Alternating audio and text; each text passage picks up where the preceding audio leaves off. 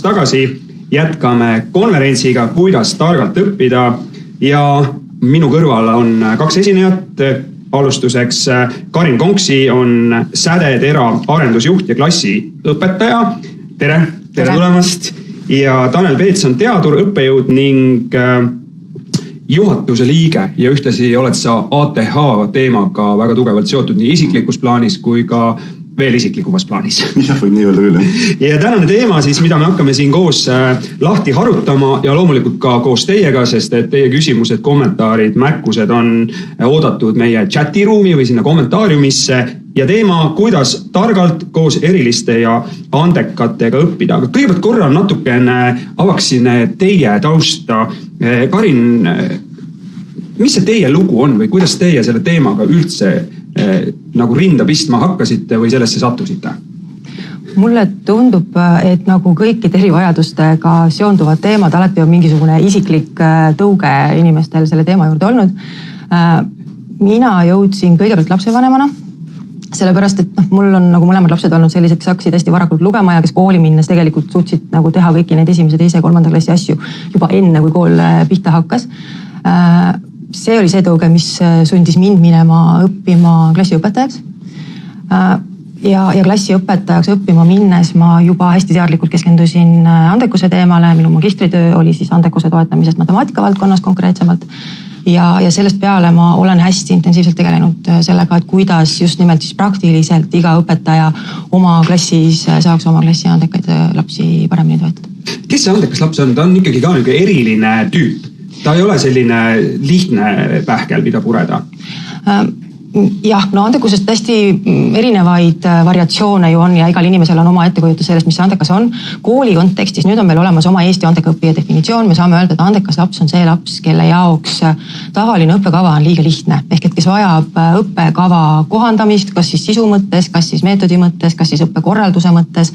Ja jah, see oht on alati, et kui me ei paku andekale õpilasele piisavalt tegevust koolis, siis tema ei pruugi käituda kõige parem. Siis hakkavad probleemid pihta, see on meile kõigile tuttav. Nii, Tanel, sa oled teadur, õppejõud, aga räägi oma isiklik lugu. Kuidas sina sattusid sellesse teemasse, et sa siis eriliste õppijatega selle teemaga tegeled? Nagu Karin jõudsin ma läbi oma laste. Et ma ei olnud tegelikult ATH-st väga kuulnud enne oma lapsi. Aga kui esimene laps sai diagnoosi ja teine laps sai diagnoosi ja oli vaja nende haridusvalikutega tegeleda. Ja siis ja nagu tavaliselt üsna tüüpiline, et kui 2 last saavad diagnoosi, et sa hakkad mõtlema selle peale, et mingid põhjused peavad olema, sest ATH on tegelikult tugevalt geneetiline eripära ja nii ma jõudsin ise diagnoosini ja kuna soovi on teaduspõhist infot levitada, et leviks teaduspõhine arusaam ATH kohta, sest igasugust jama levib meedias, siis sai ka ATH liit loodud ja seda me üritame teha. Kui erinev see teie teema on, et ühelt poolt siis see eriline laps, kes on siis andekas ja teiselt poolt siis see ATH taustaga või tegelikult me võime ju minna erivajaduste peale laiemalt, eks ju, Aspergerid, kõik see muu edasi. Et kui sarnaselt üldse seda käsitleda saab? Või siin tuleb ikkagi nagu põhimõtteliselt diagnoosi põhiselt hakata nagu diferentseerima? Üks asi ei välista teist, et mida ma olen alati toonitanud, et ei saa öelda, et kõik ATH-ga lapsed on ühesugused, et kõik ATH-ga lapsed ei saa koolis hakkama või kõik ATH-ga lapsed on andekad või kõik ATH-ga lapsed ei ole andekad või mida iganes. Et on levinud need erinevad omadused on täpselt nii nagu tavapopulatsioonis. Ja mõnikord võib asju koos esineda. Laps võib olla ATH-ga, ta võib olla ka väga andekas. Ja asjad mõnikord on omavahel läbi põimunud. Mõnikord on nad seotud, saab üldistada, mõnikord nad ei ole üldse omavahel seotud ja üldistamisest tuleks hoiduda, nii et vähe pole. Aga ma küsin sellise küsimuse, et miks see teema on oluline ja miks peaksid nii õpetajad kui vanemad eriliste ja andekate toetamisest teadlikud olema? Et tegelikult see teema juba tuli üles, et hakkavad probleemid. Aga nüüd seesama küsimus teile mõlemale. Tegelikult ju meil koolis on ju keskne eesmärk see, et me tahame luua sellise õpikeskkonna, kus kõik erinevad erivajadustega lapsed saavad väga hästi õppida. Ja selleks, et seda keskkonda luua, me peame olema teadlikud, mida need lapsed vajavad, kuidas nad õpivad, kuidas me saame nende jaoks õppimist kergemaks teha. See vajab teadlikkust, et juba see pool, et me saaksime aidata neil õppida, et me saaksime aidata neil saavutada nende potentsiaali. aga tegelikult miks on vaja, on ka õpetaja enda jaoks vaja, sest tema on iga päev klassis väga erinevate lastega ja ta peab suutma seal toime tulla, ehk et kõikide jälle erinevaid vajadusi arvestada. Ehk et seal on nagu hästi mitmetahuline see teadlikkus, et ühtepidi me peame teadma laste vajadusi, teisipidi me peame teadma, missuguseid õpistrateegiad neile võib-olla pakkuda, mismoodi nende õppimist korraldada ja kõik selle eesmärgi nimel, et meil kasvaksid niisugused lapsed, kes suudavad ennast teostada päriselt. No, sulle sama küsimus. Ega siia midagi väga lisada ei ole, et Karin tõesti kõik olulise ära. Et ongi aidata erilistel lastel saavutada oma täit potentsiaali ja tihtipeale on eriti ATH puhul on see, et tegelikult nad on akadeemiliselt väga võimekad, aga mingid väiksed eripärad segavad seda võimekust saavutada. Kui ei saavuta seda, siis tekib milline ebaedu kogemus, kaobki huvi õppimise vastu ära. Aga kui varakult märgata, et see tegemist ei ole lihtsalt andeka ja laisaga, nagu väga tihti öeldakse selliste laste kohta, vaid on andekad ja natukene teistsuguse eripäraga ja kui neil aidata oma seda akadeemilist potentsiaali täielikult rakendada, siis tulevad neist tublid produktiivsed inimesed. No nii, teie ütlesite, et teil saite kodus aru, et laps loeb ja juba jagab päris hästi matsu, kui ma niimoodi võin öelda. Aga üldse küsimus ikkagi, kes need erilised ja andekad üldse on ja kuidas neid märgata? Ehk siis kuidas neid märgata ja kes nad siis on?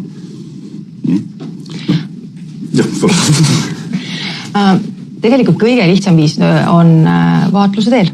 Ehk et andekus lastel ikkagi avaldub tegutsemisest. On olemas igasugused andekuse tuvastamise teste, aga nad on alati hästi spetsiifilise valdkonnaga seotud ja enamasti me võib-olla ei teagi, mida me otsime, ehk et siis on testida väga keeruline, aga käitumisest tuleb andekus väga kenasti välja, kui palju laps on võimeline keskenduma mingile ülesandele, kuidas ta käitub, kui ta ei saa aru, kui tal läheb sassi, kas ta proovib uuesti, kui põhjalik ta on, missuguseid strateegiaid ta seal juures käsitleb. Et kõik need asjad tegelikult testis välja ei tule, aga me saame seda näha vanemana, me saame seda näha õpetajana ja niisuguse tegutsemise juures on väga hea märgata ka lapse huvisid, millest omakorda lähtudes on juba hoopis lihtsam sellele lapsele sellist individuaalset õpirada kujundada, sest lapsed õpivad väga hea meelega ja nad on nõus õppima palju rohkem, kui õppekava näeb ette, kui nad saavad seda teha läbi mingi oma huvi prisma.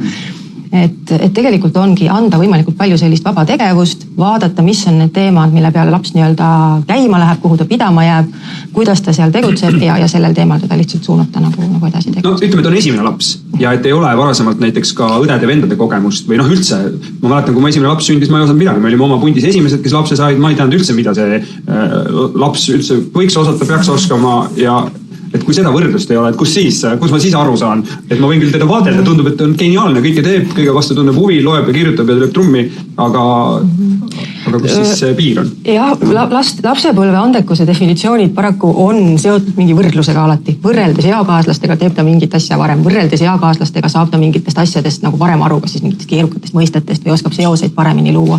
Et mulle tundub, et ilma selle võrdluseta on päris keeruline.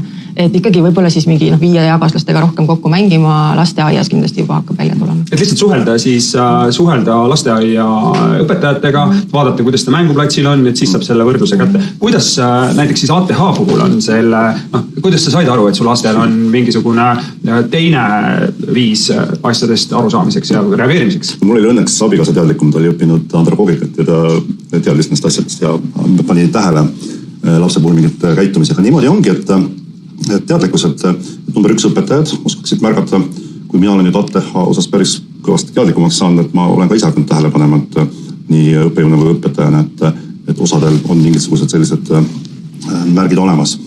Aga Karin ütles, et väga palju nagu võrdlus eakaaslastega, siis on ju tegelikult ATH sümptomaatikal on ka, et küsimus, et mis on ea kohane. Et võib-olla selline üleli impulsiivne käitumine ja korrapäratus, et see võib mingis vanuses on täitsa normaalne, aga sellepärast ongi ATH diagnostilistes kriteeriumites on kirjas see asi, et kas on eakohane.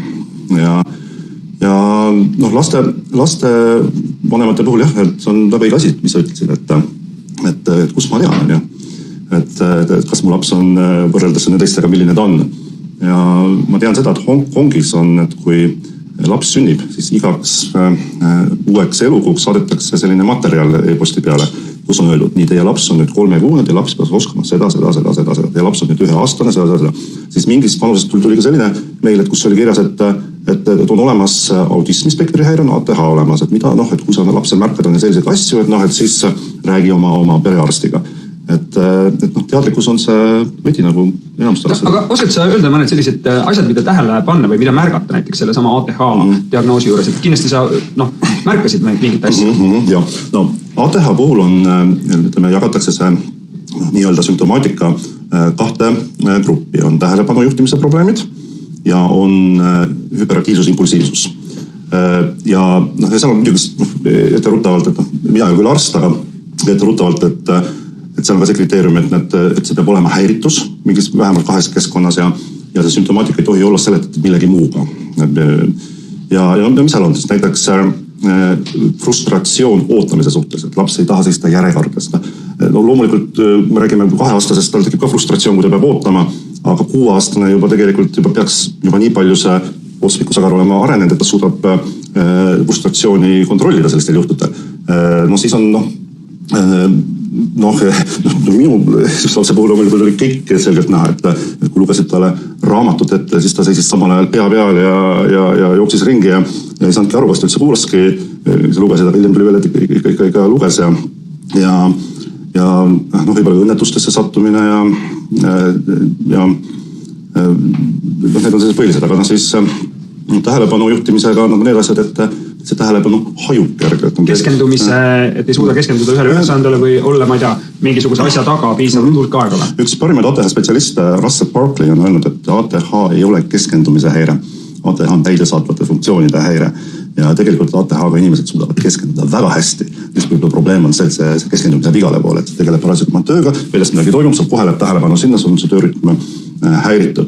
Ja siis on ka see hüperfookuse teema, millest palju räägitakse, et kui ka asi huvitab, siis pole mingi probleem niimoodi keskenduda, et kõigest välja. Aga sellest küll tahetakse palju rääkida kui suurest supervõimest, aga paraku ta ei ole juhitav, et see keskendumine läheb just sinna, mis sind huvitab, aga mitte sinna, mida on vaja teha. Me jõudsime juba minu küsimusest otsapidi nende müütideni ja väärarusaamadeni välja, et kui te selles vallas ju igapäevaselt sees olevate inimestena oskate öelda, mis on need peamised väärarusaamad, mida siis kõige rohkem te kohtate ja ka sellised müüdid, kuidas neid siis ümber lükata, et tegelikult otsapidi te juba lükkasite ümber, aga vaatame korra veel neid selliseid põhilisi. Põhiline võib-olla on see, et mis ATH inimesi kõige rohkem närvidele käib, on, et me kõik oleme natukene ATH-d. Et ei ole nii, et on ikkagi see, et ta peab ikkagi su elu tugevalt häirima.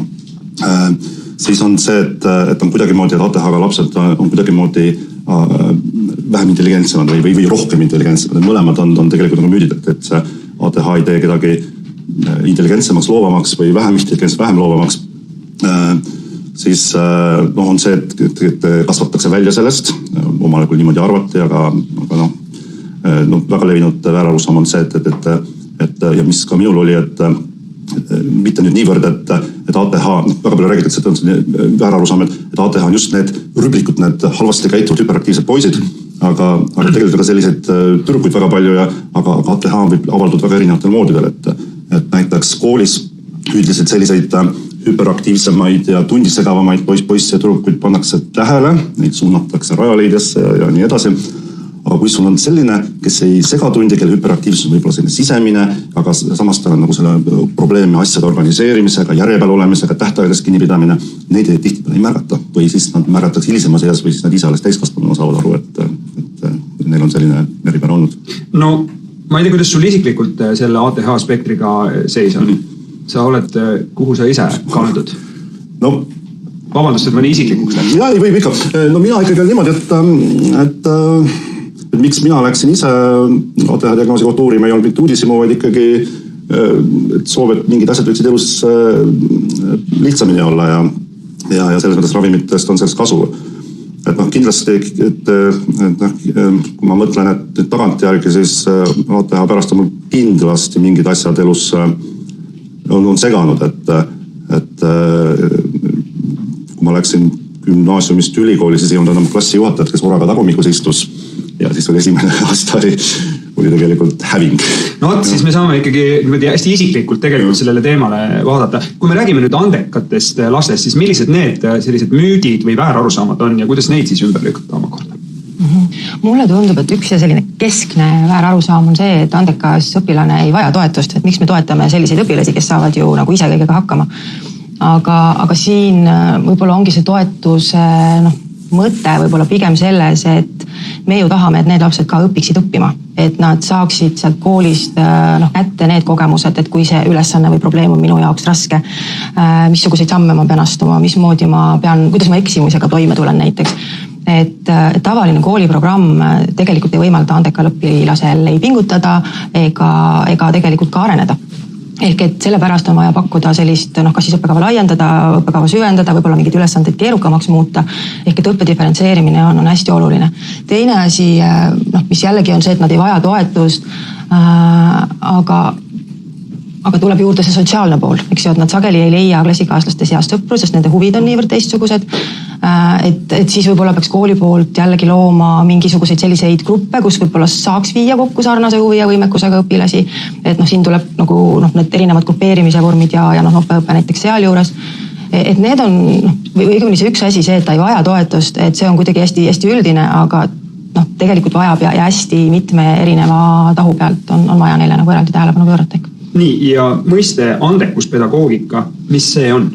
See ongi siis tugevustel põhinev haridus tegelikult. Et andekuspedagoogikast, kui me räägime, siis see on see, kuidas me konkreetselt saame toetada siis neid lapsi, kelle võimekus on õppekava nõuetest kõrgemal, aga tugevustel põhinevat haridust me saame tegelikult pakkuda absoluutselt kõikidele lastele, et ükskõik missugune see tema erivajadus on või ka siis, kui ta on niisugune see mugav ja keskmine laps, aga tema puhul on see tegelikult edasi viib. Nii et põhimõtteliselt me peaksime ikkagi olema valmis kohanduma, et kui sa ei ole üldiselt kõikides alades andekas, aga sul on mingi üks ala, millest sa oled andekas, nopid kiiremini, siis tegelikult võiks olla see õpetamine selline, et me arvestame seda, et me saame panna ta mingil alal kiirteele sõitma, et ta ei pea sõitma 30-ga, kui ta tegelikult suutab sõita 120-ga. Just, ja lisaks see, et iga laps on milleski tugev või et tal on mingi tugevus, et tegelikult aitab teda ka nende valdkondade õppimisel, mis võib-olla on tema jaoks raske, et me saame õpetada teda oma tugevust kasutama õppimiseks ka. Et see on missugune tugevustel põhineva hariduse ja andekuspedagoogika üks selliseid keskseid suundi, et tuuri välja, mis on su tugevus, õpi seda kasutama ja tegelikult tänu sellele hästi paljud asjad on sinu jaoks lihtsamad. Nii, me hüppame nüüd sinna ATH poole, et kui palju siin sellest kogemusest või sellest meetodist on selle ATH diagnoosiga lapse õpetamisel või ütleme sellele mõtestamisel kasu? Sa mõtled seda diferentseerimist? Jah, ma arvan kindlasti on jah, et selles mõttes, et kui mis on see, et Russell Barkley on rääkinud, et ATH-ga lastel ei ole nii-öelda seda sisemist motivatsiooni, mis meil peaks kõikidel täiskasvatel kindlasti olema ja suurematel lastel, et see jälle tuleb otsmiku sagarest, nii et mis on sisemine motivatsioon, mis juhib sind tegema asju, mis on olulised. Et on vaja sellist väliseid stiimuleid ja õpetaja selles mõttes saab väga palju toetada, kui ta paneb mingisugused konkreetseid lühikeseid tähtaegasid ja üldiselt on teada, et ATH-ga inimesed töötavad mõõdukas stressi tingimustes suurepäraselt, kui on midagi vaja kohe ja nüüd saab asjad väga hästi tehtud. Ma kirjutasin oma magistritöö 2 nädalaga valmis, lihtsalt sellepärast, et oli vaja teha. Minul on oma varasemast tööst, et minu üks töö oli, ma tegin erivajadustega inimeste saadet Puutepunkt 10 aastat ja ma puutusin kokku väga erinevate inimestega, väga erinevate lugudega. ATH-st siis hakati rääkima, aga samas see tuli ette, et siis tegelikult vaikselt hakati. Aga ma mäletan ühte lugu ühest saekaatrist, kus oli 2 töötajad, kes olid, ma arvan, sellises üldvaates, võib-olla mitte väga produktiivsed, aga nende eripära oli see hüperfookus, et see, kes neid värbas, ütles, et ma pean nad iga kord noppima kodu juures tooma sinna saekaatrisse tööle ja nad ära viima, aga nende see, et ma ei saa usaldada, et nad sinna kohale jõuavad. Et kui ma seda teen, siis nad tulevad kohale ja ma tean, et minu selles detailis, mida nad komplekteerivad, on 272 detaili ja nad ei eksi mitte kunagi. Ehk siis, et üks saekaatrit pidav ettevõtja oli suutnud leida kahele inimesele nagu nende oskustele perfektse niisuguse matchi või sobituse, et need kaks Lego klotsi läksid nagu väga-väga hästi kokku, et see on võib-olla midagi sellist, mis on nagu see ideaalasi, et ütleme, ideaalmaailmas saaksid nad selle eest ka veel üliväärtusliku tasu, on ju, ja nad võiksidki elada ja siis palgata endale neid tugisüsteeme ja elada ka muus osas siis toetatult, on ju. Et mingi selline lähenemine peaks olema siis seal kuskil selles koolikeskkonnas ka. No, see on selge, et kui sellise eripäraga lapsed või noored ja täiskasvanud peavad teha asja, mis neile kõvasti huvi pakub, siis tegelikult saadakse ka väga hästi hakkama. Jälle näide, et kui keegi teeb valiku, et tahab saada arstiks, on ju, et siis tõenäoliselt erakordse meditsiini ootesaal on oluliselt parem ja toetavam töökoht kui näiteks patoloogia labor. Nii, väga hästi, me oleme rääkinud praegu kirjeldanud seda, et me oleme rääkinud mis, aga proovime nüüd liikuda ka sinna, mis ma usun, et kuulajaid ja vaatajaid väga palju huvitab, et kuidas. Et see on, ma kujutan ette, mitte ühe vestluse, vaid pigem loengusarja kuid kestva õpetuse uurimise ja ilmselt võib-olla kõiki vastuseid veel ei ole olemas, eks ju. Aga hakkame kuskilt see, mida me võime jagada, et jagame seda ja räägime selle lahti. Et siis kuidas luua sellist õpikeskkonda, kus erilised ja andekad lapsed tunnevad end siis väärtustatuna ja mõistetatuna või et neid mõistetakse, ühesõnaga niisugune esimene niisugune level, et nad on kohal, nad on rahul, nendest saadakse aru ja et siis järgmisena hakkame edasi ehitama. Nii, kuidas seda luua? Või ütleme, ma küsin nii, millest see algab? See algab klassi keskkonna, kui ma räägin nagu kooli kontekstis, eks ju, et siis see algab nagu klassi keskkonna kujundamisest tegelikult, et lastel võiks olla klassis eraldumisvõimalust, näiteks see laps, kes vajab võib-olla süvenemiseks rohkem vaikust. No et juba see, mismoodi me paigutame klassis mööbli, mõjutab seda, mismoodi selles klassis on õppida. Teine asi, mida me saame teha, on klassi sees just see sama õppe diferentseerimine. Me saame diferentseerida väga mitmel erineval tasemel, just nimelt alustades sisust, et kui meil on loodusõpetuses 3. klassis on teemaks loomad, me tahame teha ühe uurimuse loomast, ma saan anda valida talle, mis loomad ta tahab võtta endale uurimiseks. Ma saan diferentseerida tööprotsessi või seda meetodit või ka seda, kus ta oma info saab. Ma saan anda sellisele lapsele, kellel lugemine on raske, et tema vaatab filme. Mõni teine laps, kes on võimeline lugema näiteks ka inglise keeles, ma saan suunatada lugema teadusartikleid, internetist allikaid otsima, mõnele piisab õpikutekstist. Ja ma võin anda neile valikuvõimaluse ka selles osas, et kuidas nad tahavad oma uurimiste tulemusi esitleda. Võib-olla keegi tahab artikli kirjutada, võib-olla keegi tahab esitlust teha, võib-olla keegi tahab postri teha. Ehk et tegelikult hästi suuresti on nagu selline õpetaja poolse võib-olla kontrolli ära andmine natuke, et ma annan õpilastele rohkem õigusi, ma annan neile rohkem valikuid, aga tegelikult ma annan neile rohkem vastutust ka. Ja kui ma nagu selle sammu ära astun, siis ma ühtepidi võtan andekatelt nagu lae pealt ära, ehk et ma ei pane neile nagu ette seda töölehte, et kui see saab tehtud, siis vaata ise, mis sa edasi teed. Sa saad uurida nii süviti, kui sa tahad, sa saad viimistleda oma seda esitlust nii palju, kui sa tahad. Ja samas, eks ju, need lapsed, kellele see on keerukam, nemad teevad nii palju, nagu nemad suudavad, aga nad teevad kõik seda tööd vastavalt oma võimetele ja vastavalt oma huvidele. Ja see, mida mina olen kogenud õpetajana, ongi see, et nad teevad nii palju rohkem, kui ma oskan oodata, et ma nagu selliste ülesannete puhul ikkagi positiivselt olen üllatunud kogu aeg, kui palju nad siis panustavad, kui nende soovide ja huvidega arvestavad. Et põhimõtteliselt peaksid siis sellest õppekavast natukene nagu vabaks laskma? Sest ega õppekava algklassides eriti ongi see, et ta teeb uurimuse, ta uurib selgrootuid, ta uurib selgrookseid, ta teab nende loomade, eks ju, selliseid põhilisi tunnuseid. Tegelikult me teeme rohkem, ehk et ta saab ju need teadmised kätte, aga ta uurib eriti süvitsi minnes siis veel mingit konkreetset looma, eks. Et see ei tähenda nagu üldse tegelikult seda, et me nagu õppekava viskame kõrvale. Samamoodi ma võin näiteks pühendada sellele looma uurimusele rohkem aega, ma võin teha seda ka näiteks mingisuguste emakeeletundide arvelt, sest ta õpib seal kirjutama, ta õpib vormistama, ta õigekirjad, ma võin sinna juurde siduda häälikupikused, häälikuühendid, kõik asjad, et ma saan teha selle ühe raami sees hästi palju erinevaid asju. Ja tõesti lapsed, kelle puhul näiteks ütleme, see loom ongi nagu selline väga suur huvi, ta tahabki mingi looma kohta väga palju uurida, ta on nõus temast väga palju kirjutama, isegi sellisel juhul, kui tegelikult talle kirjutamine üldse ei meeldi. Ehk et ma saan ta harjutama neid asju, mida ta muidu võib-olla ei tahaks. Et olles siis ikkagi nagu loov, kaval ja koostöös siis selle andeka õppijaga leida see teekond, kus ta saab siis selle kiiruse piirangu sisuliselt nagu eest ära võtta. Või kõrguse või sügavuse, mis iganes. Et anda selliseid ülesandeid, mis ei piira teda. Ja siis ka erinevate ainete sees, et kui näiteks tal on, ma ei tea, matemaatikas mingisugune harjutus tehtud, ta saab selle 5 minutiga hakkama, teised võib-olla pusivad pool tundi, et siis see ülejäägu jäämise aeg, mis nad tavaliselt hakkavad ju, või ma ei tea, see on võib-olla jälle minu stereotüüp, et nad hakkavad meid rahmeldama, kui tal hakkab igav, mis ta teeb, ikkagi ta kuidagi annab endast märku. Ehk siis anda talle mingi teine tööleht. Anda mingi teine ülesanne ja matemaatikas olekski tegelikult kõige ideaalsem oleks nagu nopeõpe, sellepärast et kui me anname neile teisi töölehti või teisi ülesandeid, siis me ei saa nagu kvalitatiivselt nagu päris uuele tasemele minna, sest ta ei oska neid veel teha. Ehk et areng saab toimuda siis, kui sul on ikkagi nagu väike juhendamine juures. Et nopeõpe on siis sellisel puhul hästi hea variant, et kui mina ise teen nagu matemaatikas, et siis need õpilased, kelle jaoks tavaline kooli matemaatika on liiga lihtne, kord nädalas me korjame nad kokku, erinevate klasside siis matemaatiliselt võimekad lapsed, viime nad siis eraldi õpperuumi ja anname seal neile siis niisugused keerukamad ülesanded, aga sellisel juhul neil on seal juhendaja olemas, nad saavad omavahel teha koostööd, eks ju, sarnase võimekusega ja kaaslastega ja nad õpivad tegema seal väga keerukaid asju ja õpivad hakkama saama ka selliste olukordadega, kui matemaatika on nende jaoks raske. Ja samal ajal need lapsed, kes siis vajavad harjutamist, vajavad kinnistamist, vajavad rohkem aega, on tavalises klassiruumis ja saavad õppida rahulikus omas tempos, mis on neile ka väga sobiv. Nii et see põhimõtteliselt selline sama toetatud õppe nagu meetod, kas pole? Ehk siis lihtsalt erinevat moodi. Ja. Kui palju on andekaid lapsi, ütleme ühes, ma ei tea, kui sul on 30 last klassis, kas siis võib juhtuda, et igasse klassi see 1 või 2 satub või see ei ole nii? Kindlasti satub, sest andekus on selline kummaline asi, et ta võib ilmneda ka väga valdkondlikult. Et ta võib olla laps, kes on matemaatikas näiteks ülivõimekas, ta võib vajada logopeedilist õpiabi samal ajal, et see ei ole üldse nagu ebatavaline. Et neid lapsi, kelle tugevuseks on matemaatika, 2-3 enamasti igas klassis on, kellel on siis mingisugune võib-olla verbaalne võimekus, kes on väga head kirjutajad, kellele meeldib palju lugeda, neid on ka jälle 2-3 igas klassis. Et ja see, mismoodi neid erinevaid võimekusi toetada, et see ongi nüüd iga õpetaja loovuse küsimus. Nii, hüppame nüüd siia kõrvale, et sama küsimus põhimõtteliselt sulle see eelnev siis, et mitte kui palju on klassis, aga et kuidas siis läheneda? Läheneda sellistele lastele.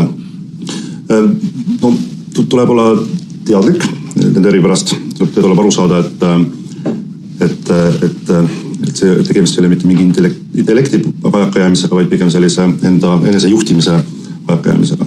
Ja tuleb mõista, et tihtipeale ka töömälu võib olla natukene häiritud, et ei suuda meeles hoida, et kui õpetada väga pikki selliseid juhiseid, see on kergelt meelest ära minna, rääkida vähem. Huvitav on, et Russell Parkman on öeldud seda selliste lastega, et pigem puudutad neid rohkem, et see, kui sa puudutad, sa tõmbad tähelepanu, et paned käbe, kuule, et tee seda on ju. Ja lubada ka tegelikult liikumispauset, et ei pea istuma 40-45 minutit paigale, et lubada neil vajadusel püsti tõusta, et edasi-tagasi käia.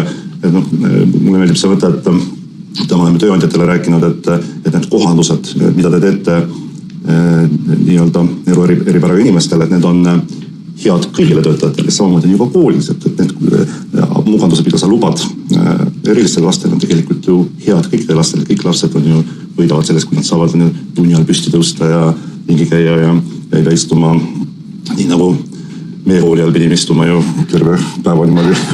Käed laual ei tohtinud, jalgadega ei tohtinud liigutada, kõik mäletavad neid jubedaid asju. Aga see ruumi jaotamine, kuidas see ATH diagnoosi puhul näiteks on, et tekitada neile mingid eraldi õpipesasid sinna ühte klassi, ma ei tea, asetada pinkidega või see ei ole? See oleneb konkreetselt lastest, et Eestis on olemas väikeklasside võimalus ja osad lapsed ei saagi suures kollektiivis õppida, nad saavad väikeklassist, nad saavad palju paremini õppida. On ka sellised, kes peavad täitsa üks-ühele õppes käima, et mingis perioodil näiteks. Aga on ka sellised, kes saavad suuremas klassi kollektiivis ilusasti hakkama, et lihtsalt tuleb aru saada, et võib-olla ta mõnikord tähelepanu hajubki, mõnikord võib-olla panegi tähele, mis teha oli vaja, mõnikord ta võib impulsiivselt midagi teha. Et lihtsalt võib-olla olla aktsepteerivam. Aga see oleneb täitsa konkreetsest lapsest, et kas ta vajab mingid eraldi väiksemat õpikeskkonda või räägitakse, et välised stiimulid võivad väga palju mõjutada, et osadel lastel kindlasti vaja, et oleks need stiimulid oleks võimalikult vähe selles klassiruumisse. Et kui on, ma ei tea, emakirja klassis on luuletajate kirjanike pilte ruum täis, siis see võib tekitada nagu keskendumisega päris nii üheselt ei saa võtta, aga... ma lihtsalt näide, kui ruum on lihtsalt nagu kaalu täis kuhjatud. Aga üks küsimus, mis mul enne jäi kõrva, et ütlesite sama õpet ja korjate andekad lapsed ühte kokku, kas nad üksteist ka toetavad? Kas seal on ka seda, et need andekad suudavad üksteisele toeks olla? Ja siis pärast jätke teie meelde, et kas see on siis ATH-kate puhul on see sama või see on hoopis vastupidi. Ja ma kas ta siis Essana? See nopõpe, jah. No ma mõtlen, et kui sa paned pundi sarnase, ma ei tea, diagnoosi või siukse häirega inimesi kokku, et kas see tekitab sellise plahvatusohtliku olukorra või võib seal olla, et nad üksteist toetavad nagu päriselt? Kindlasti võib, et selles mõttes, kui kõik lapsed, nii andekad, erilised kui ka tavalised lapsed, nad saavad tegeleda asjaga, mis neid tegelikult huvitab, on ju. Et ma usun, et see õpimoment seal on tegelikult väga suur ja mitte nad ei õpi ainult neid fakte, nad õpivad tegelikult ka igasugused muid oskusi, kas informatsiooni hankimine, informatsiooni katalogiseerimine, esitamine ja et ta kindlasti võiks toetada. Üks mõt, aga mida räägitud on ATH-ga inimeste puhul, et laste puhul, et kas nad vajavad struktuuri või vabadust. Vastus on see, et nad kuidagi seal kuskil seal niimoodi tasakaalupunkt on seal kuskil vahepeal. Et kui nad vajavad struktuuri, aga kui see struktuur on nagu liiga range ainult, siis see ei sobi. Nad vajavad vabadust, aga kui sa annad nagu täieliku vabaduse, siis seda, nagu ma ütlen, seda sisemist motivatsiooni selliste lasteliiti peale ei ole ja et sul peab ikkagi olema konkreetsed tähtajad, konkreetsed juhised. Aga kõige olulisem on ikkagi see, et kui ATH-ga inimene, see laps on, kes võib-olla ei saa alati koolis eduelamust, aga ta leiab tõesti selle asja, millest ta läheb hästi ja ta hakkab saama eduelamusi ja ta tunnustatakse. Kas see kandub siis edasi mujale ka? Kindlasti kandubki, jah. Et minul oli niimoodi, et algklassides ma tundsin, et ma ei ole, ma olen üsna rumal inimene ja ma nagu ei saa asjadega hakkama. Matemaatikas ka, aga see peast arvutamine mul väga nagu ei läinud. Aga kui me hakkasime tegelema koolis päris matemaatikaga, algebraga ja nendega, siis kui ma avastasin, et see on nii lihtne. Siis tegelikult avastasin, mis asja, et ma olen nagu klassis kõige nagu parem selles. Ja kui hakkasid õppima füüsikat ja keemiat, vaatasin ka, et minu jaoks on need lihtsad asjad. Ja mul oli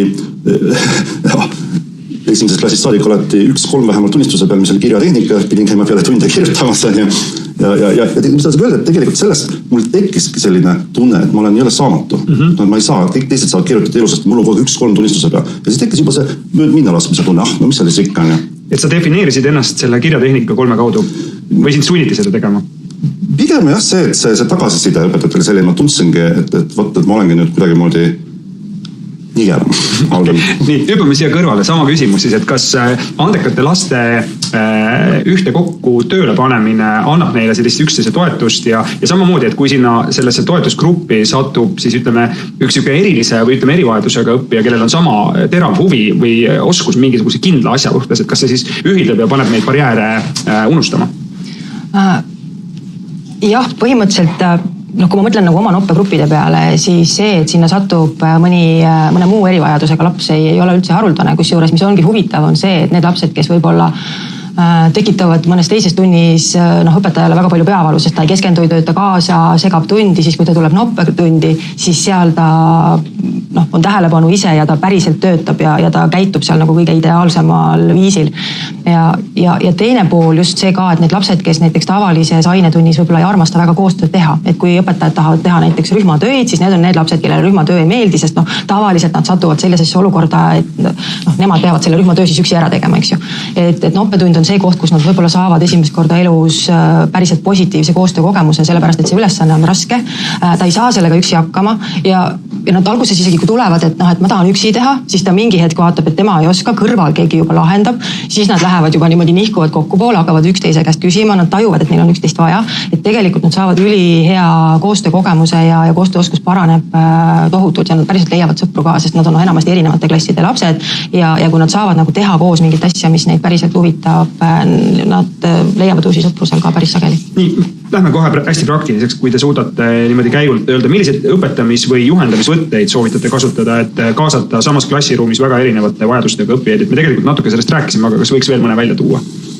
No seesama, eks ju, tegelikult kõik need erinevate võtete kasutamine, me saame öelda, et see on diferentseerimine, mida ma klassiruumis kindlasti soovitan teha, ongi see, et võib-olla luua paindlikult neid gruppe vastavalt laste huvidele, võib-olla ka vastavalt võimetele. Saab teha gruppe tegelikult ka niimoodi, et need lapsed, kes on võimelised iseseisvalt tegema või koostöös mingit ülesannet tegema, on ühes grupis, siis teine grupp on nendest õpilastest, kes vajavad õpetaja juhendamist pidevalt. Ehk et ma arvan, et selline keskne meede, mida klassis võiks rakendada, ongi just nimelt see paindlik grupeerimine, ehk et vastavalt vajadusele, vastavalt teemale, vastavalt huvidele. Ja teine asi on tõesti ikkagi nagu see noppeõppe pool, et ma nagu ülimalt soovitaks, et me oma koolis teeme matemaatikas ja teeme ka nagu keeleliselt võimekatele lastele. ja saab teha ülihästi tegelikult ka loodushuvilistele lastele, näiteks noppeõppetunde viia neid nagu omavahel kokku. Et noppeõppe puhul nagu see kõige suurem eelis on just nimelt see, et nad saavad selle õpetaja vahetu tähelepanu. Ehk et kui tavalises klassiruumis ma võin diferentseerida või grupeerida, siis see grupp, kellega mina töötan, on pigem see nõrkade grupp. Ehk et see, kes on andekas, see, kes on tugev, ta on ikkagi üksi, ta teeb selle iseseisvalt, et siis noppes ta saab oma selle õpetaja tähelepanu ka võtta. Sinu vaates sama lugu? Jah, keegi nõus, mis sa ütled. Aga mis üks olulisem asju on see ikkagi, et tunnustamine, et lapsed saaksid edu elamuse. No see tagab siis nii mõlemalt poolt, et kui sa, ma ei lisagi siia midagi. Täpselt, et sa saaksid tunda kätte, et ma suudan ja ma saan saavutada midagi, et see ongi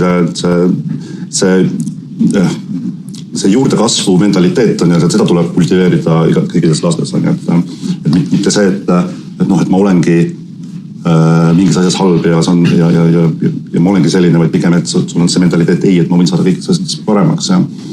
Ja see teadlikkus tugevustest just, ma tean, mis on minu tugevus, ma tean, milles ma olen hea. Et pigem nagu seda suruda, sest tugevus on see asi, mille kaudu laps võiks ennast defineerida, mille kaudu ta hakkab tulevikus ennast teostama, et mitte rõhutada siis seda kehva käekirja, eks ju, vaid rõhutada seda, milles... No, võin tuua sellise ühe lihtsa näite, aga meil on Eesti on 10 võistluse rahvas, ega meie 10 võistlejad, kes võidavad medaleid, nad peavad olema keskelt läbi kõigis asjades, aga alati nad on mingis asjas nagu kõige parem. See on, ma ei tea, me teadsime kõik, et Erki Nool on teevas hüppe mees, on ju, seal on tema tugevus. Kuigi ta pidi kõiki 9 ka tegema kuidagi enam-vähem. Täpselt. Ma ei tahtnud kaaperdada teie mõtet, aga mul on üks küsimus, mis puudutab lapsevanemaid ja kuidas see lapsevanemad sinna võrrandisse panna, et kuidas lapsevanem õpetaja saavad selle ühise toetava ja niisuguse hea arengu tagada? Dialoog, tuleb rääkida. Et õpetajatele ma kindlasti panen südamele, et märgake, rääkige lastevanematega. Ja ei tasu karta, et võib-olla mõnikord kartakse, et ma nüüd käin välja mingi mõtte, et kas te olete mõelnud on ja sellise erivärve kohta ja siis lapsevanemad panevad sulle näetaki on ja mis sa räägid niimoodi, aga ütleb sõbralikult ja kõige olulisem on see ikkagi, et lapsevanemad saaksid infot, mis koolis toimub, et kõik lapsed ei räägi kõik asju kodus. Nii kui laps käib lasteaias, kogu aeg saad ju vahetut, on ju, et sa lähed viid lapse, sa tood lapse, õpetajad räägivad, rühmakaaslased räägivad, aga kui laps hakkab ise vanemasse klassi ta saab, mis on täiesti normaalne, et noor inimene tahab rohkem privaatsust, aga et oleks selline suhtlus ja avatud meeled ja teadlikkus, et ei oleks sellist suhtumist, et mingisugune tänapäeva mingisugune moo eripära ja ma sellist asja ei tunnista, et tuleb ennast kursis hoida asjadega. Ma paar kord olen maininud nime Russell Barkley, ma väga soovitan tema YouTube'i kanal. Ta on kunagi professor, kes on kogu oma teaduskarjääri pühendunud ATH temaatikale ja ta teeb väga-väga häid loenguid ATH kohta. Nii, ma küsin siit kõrvale loengusoovitus või lugemissoovitus sinu poolt ka? Inglise keeles võib ka soovitada ja siis ma soovitan tegelikult Renzulli Learning on selline veebileht, kus on nagu hästi mõnusalt ja põhjalikult kirjeldatud seda, kuidas kaasava hariduse võtmes kõikide laste võimete arengut koolis toetada. Ütle veel korra see nimi? Renzulli, keskelt Z-iga ja Learning. Selge. Aga sama küsimus veel, kuidas lapsevanemad ja kool, dialoog, ma arvan, et sa ei vaidle vastu siin, aga veel midagi lisaks. Dialoog aga ma rõhutaks seda ka, et jagaks rõõme ka. Ehk et kui ma märkan klassis, et laps on mingi asi teda väga-väga huvitab või et ma märkan mingit tugevust, et ja õpetajad omavahel ka, et meie koolis ongi näiteks selline laste tugevuste tabel, et kuhu me kirjutame üles kõik need asjad, mida me oleme nagu märganud, milles need lapsed on olnud head või mis need on olnud huvitav, mis neid on siis nagu huvituma pannud. Samamoodi lastevanematel alati nagu julgustame, et kui laps tegeleb kodus, kui tal on mingi hobi, et andke teada, mis see hobi on. Et siin on need tugevused sageli ei tule koolitunnis välja. Et kui see lapse huvi on elektroonika või kui tema huvi on mingi ajalugu, siis 3. klassis ma võib-olla ei tea sellest midagi. Aga et ma saan seda õppimisse kaasata, kui mul on lapsevanemalt see info. Ja meie oma koolis alati julgustame, et kui lapsevanem tahab tulla mentoriks mingi uurimisteema juurde või kas või noppetundi, kui tahab tulla andma mingi konkreetsel teemal, et siis selline kogukonnana töötamine annab hästi palju juurde. Nii, ma tänan kõigepealt kõiki neid, kes te olete kommenteerinud, küsimusi saatnud ja nüüd ongi see hetk, kus me saame nii palju, kui meil on siin võimalust korra need küsimused üle käia, nii et mina olen siis vahendajaks. Ma hakkan otsast pihta. Vastab see, kes tunneb, et kohe see teda puudutab. Mis puhul oleks eriliste andekate mis puhul oleks erilisele andekale lapsele parim koduõppe variant või ei ole siin mingil juhul see kodus õppimine hea variant? Nii, sulle siis ilmselgelt see. No see sõltub nii lapsest, jah, aga kodus õppe puhul ilmselgelt, kui ta on seda sorti laps, kellele võib-olla, kes on hästi müratundlik näiteks, kellele ei sobi see, kui klassis on lärm, kui on hästi palju segajaid, talle meeldib tegutseda individuaalselt pigem.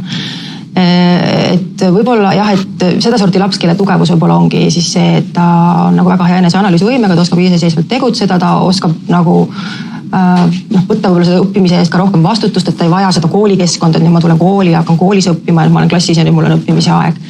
Ehk et ma niimoodi jooksu pealt võib-olla need asjad ja ehk et pigem selline müratundlikum laps, kellele selline lärmakas koolikeskkond ei sobi, aga kellel samas on selline iseseisva tööoskus väga hea. Sulle sama küsimus? Sama. See peab olema jah, et laps peab olema ikkagi oskama planeerida aega ja ennast juhtima kuidagi. Või siis on kodus lastevanemate näol see toetus olemas. Karin, küsimus siis sulle. Kuidas on koolis rakendatud andekate individuaalne toetamine, ilma et see tõstaks õpetaja koormust üle mõistuse suureks, ehk siis koormuse teema? Ma saan meie koolist rääkida. Meil on igal lapsel on oma, kord nädalas on igal lapsel projektitund. Meil on eraldi õpetaja selle jaoks. Selle projektitunni teema saavad kõik lapsed valida ise. Selle, mismoodi nad seda projekti esitlevad, saavad nad samuti ka valida ise ja need projektide esitlusi on siis 2 korda aastaselt. Ehk projektitunnis ühe teemaga ta tegeleb pool aastat, aasta jooksul ta kaitseb justkui ära 2 projekti. No, ja teine pool on muidugi jälle see, ma räägin jälle noppeõpe on ju, et see on ka eraldi õpetaja, kes tegelikult võtab ju klassiruumist need lapsed välja. Õpetaja saab tegeleda palju ühtlasema seltskonnaga ja andekatega tegeleb teine õpetaja ja tegelikult ei tasu karta diferentseerimist ka selles mõttes, et see sõna alati õpetajaid võtab nagu näost kahvatuks, et tal ei ole aega ja tal ei ole ressursse. Et väga suur osa õppe diferentseerimisest tegelikult on see, et me anname pigem oma kontrolli ära, et me anname rohkem vastutust õpilasele ja jällegi on igal õpetajal oma klassis olemas võimalus, kuidas andekaid toetada. Et jah, ütleme, projektitund on selline koolipõhine meede on ju, et kus on vaja nagu, et kooli poolt oleks algatus, samamoodi ka noppeõpe on nagu selline kooliülene meede, aga oma klassis õpet diferentseerida saab iga õpetaja ise. Kuidas erilist lähenemist teha nii, et laps oleks eakaaslaste sees samasugune, ei taha olla kuidagi erile tõstetud või esile tõstetud, ei taha olla eriline, ei taha eristuda, et tahaksid olla seal selles massis, et sulanduda sinna, et ma millegipärast, või inimene lihtsalt küsinud, et kuidas seda teha nii, et ta ei satuks just selle esile tõstmise tõttu teiste põlu alla? Sulle küsimus. Kui õigesti aru saan sellest küsimusest, et eri kohtlemine erile, ma ei tea, mingile positsioonile või kuidagi eriliselt diferentseerimine, et kas ei tekita seda... Ma arvan, et selles, et tuleb ka kasvatada lastes empaatiat. Et teised lapsed, kui nad näevad, et sul antakse, näiteks on üks asi, mida tehakse, mõnikord antakse mõnele õpilasele rohkem aega eksamil istuda selleks, et läbi lugeda ja ära teha ja aru saada, et see on temale vajalik ja empaatia võimet kasvatada. Ega kui me suhtume niimoodi ühiskonnas, et mingisugused ATH-d umbes, et need ei saa ju panna tavakooli ja mingisugused autistid on ja nende kohta on üldse kuskil on ja kui meil sellist suhtumist ise omavahel, see ju kondub ka lastele. Sama küsimus teile siia samamoodi, et see eri kohtlemine, kas see tekitab hoopis viha ja vaenu ja põlgust? Ma olen selles mõttes hästi nõus, jah. Et peabki tegelikult rääkima klassis hästi palju erinevustest ka. Samamoodi nagu, et meil on igaühel oma tugevus, meil on igaühel oma erinevad vajadused ja kõik tugevused ja kõik erinevad vajadused on võrdselt olulised ja kui see taustatöö on tehtud, siis tegelikult ei teki sellist vaenulikkust nagu laste vahel küll mitte. Ja minust hästi palju just noppeõppega seoses küsitakse ka, et kas ei ole nagu selline kellegi eelistamine või et kellegi välja noppimine, et nagu tekitame eliiti. Et täpselt see sama asi, et kui me oleme erinevatest tugevustest rääkinud, kui iga laps teab, mis on tema tugevus, siis see, et kellegi teise tugevus on matemaatika, siis see ei häiri teda, et ta suudab seda aktsepteerida väga hästi. Nii, küsitakse, kas teil on mõned näited abivahenditest või harjutustest, mis ATH laste puhul tunnis toimivad, kas liikumise lisamine aitaks? Ja, liikumine kindlasti aitaks. Ja siis on ka see Pomodoro meetod, et algusest 10 minutit intensiivset tööd, siis sa saad puhkuse, järjest saab pikemaks teha 25 minuti peale. Et need on põhilised, jah. Sama küsimus siia teile, et samamoodi mõni selline praktiline. no eks need ole universaalsed tegelikult, sest praegu mida rohkem me siin nagu räägime, seda rohkem ma tajun ka seda, et ega ei ole nagu märkimisväärset vahet. Ehk et kui me kasutame nagu niisugust tugevusi toetavat lähenemist, siis see sobib kõikidele lastele. Liikumine on kõikidele lastele hea, nii andekatele kui siis kõigile teistele. Pomodoro meetodist kasutan mina ka nagu järjepidevalt, annan lastele valida, kui pikk on see aeg, kui kaua nad tahavad keskenduda ja mis nad pausi ajal siis soovivad teha. Ehk et selline nagu töörežiimi ja hajavil-režiimi vaheldumine nagu pikemate iseseisvate tööde ajal. Ja ikkagi nagu grupid, mida ma hästi palju kasutan tegelikult on ka see, et ma näiteks mingitel lastel, kes on võib-olla juba väga hästi ära omandanud näiteks selle teema, mida me klassis parasjagu õpime, et ma võtangi 2, 3, 4 last võib-olla punti, annan neile mingi eraldi ülesande, saadan nad klassist välja hoopis seda tööd tegema. Ehk et niisugune, ikkagi niisugune grupeerimine ja siis nagu erinevate valikute pakkumine võiks olla see asi, mis toetab. Nii, ja siin on keegi on ka provotseerinud meid, et kus on piir laiskuse ja ATH vahel, et suudan ausalt eristada, kui mängin arvutimänge, scrollin telefonis ja muud sellist, siis ei viitsigi midagi teha.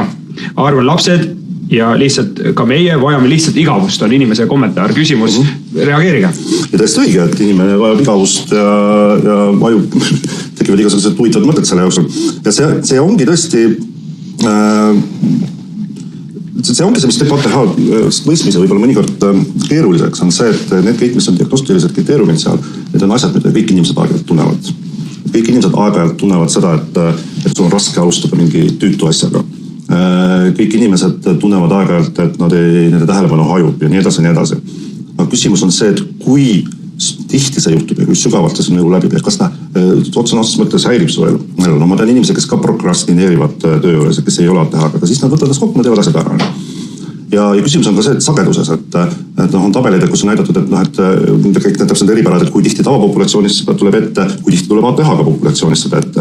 Et mulle väga meeldib ka see võrdlused, mida üks meie asutajaliikmed on öelnud, et veitses käib normaalne tegevus ja kõik teeme seda. Kui sa teed seda 25 korda päevas, siis on juba tekkima küsimus, et äkki on ikka midagi nagu nihu on.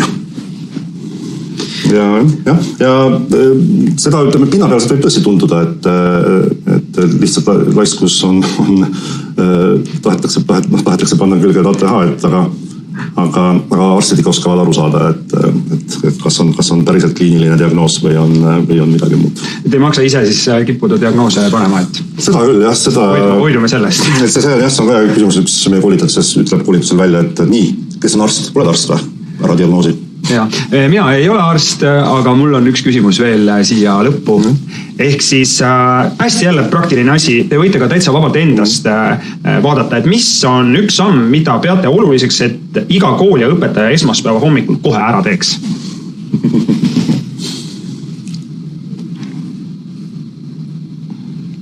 Esmaspäeva hommikul kohe. Kui ma nüüd võtan selle mõtte aluseks, et kuidas minna kooli ja alustada seda, et ma hakkan rakendama andekuspedagogikat ja hakkan märkama oma klassi õpilaste tugevusi, siis võib-olla võiks teha sellist, ma ei tea, kas see nüüd on kõigile kättesaadav, aga põhimõtteliselt on olemas ka internetis vabavarana olemas selline tugevuste test. Ehk et iga laps saaks selle testi teha ja määrata ise ära, mis on minu huvi ja tugevus praegu. Ehk et iga laps saaks teada oma tugevuse ja siis sealt edasi võib-olla võtta ette ja teha väike arutelu näiteks teemal, kuidas minu tugevus saab mulle aidata õppida ja siis võib-olla arutada läbi ka mõned õpistrateegiad koos ja hakata proovima. Imeline. No esimene, mis mulle pähe tuleb, et võib-olla anda ma ei tea, kuidas tänapäeval koolides on, aga anda lastele võimaluse noortele liikuda.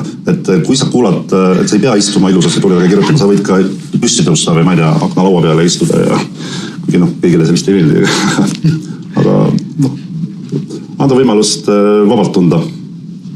Ma väga tänan teid, aitäh Karin ja aitäh Tanel, et jagasite oma mõtteid, kindlasti see teema on ja kõik teemad, mida me täna käsitleme, on nii suured ja meil ei olnudki sellist ambitsiooni või minul kogu seda süsteemi lahti rääkida, aga ma loodan, et head vaatajad said siit mõne mõtte, mõne nõuande ja mõne asja, millega siis esmaspäeva hommikul kohe tegutsema hakata.